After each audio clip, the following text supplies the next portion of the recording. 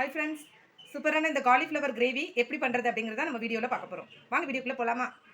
Cauliflower வாங்கியாச்சு. அதை சின்ன சின்ன பீசஸாக கட் பண்ணிவிட்டு தண்ணியில் கொஞ்சம் உப்பு சேர்த்து ஒரு 5 நிமிஷம் இதை நல்லா கொதிக்க விடுங்க. அப்போ தான் அதில் இருக்க புழு எல்லாமே க்ளீன் ஆகும்.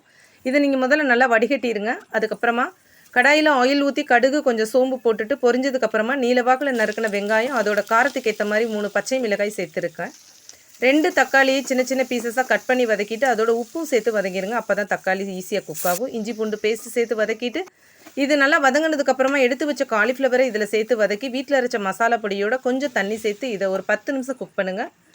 உடலுக்கு ஆரோக்கியம் தரக்கூடிய இந்த காலிஃப்ளவரில் ஏகப்பட்ட சத்துக்கள் இருக்குது. விட்டமின் சி, மெக்னீஷியம் இருக்குது. இது ஹார்ட் சம்மந்தமான பிரச்சனைகளுக்கு ரொம்ப நல்ல தீர்வாக இருக்குது. ஸோ எல்லாருமே இதை நீங்கள் குக் பண்ணி சாப்பிடுங்க. எண்ணெயில் ஃப்ரை பண்ணாமல் இந்த மாதிரி மாடலில் நீங்கள் பண்ணும்போது எல்லாருக்குமே இது ரொம்ப பிடிக்கும். இந்த காலிஃப்ளவர் கிரேவி நீங்களும் ட்ரை பண்ணி பாருங்கள். நெக்ஸ்ட் வீடியோவில் பார்க்கலாம். See you, bye bye.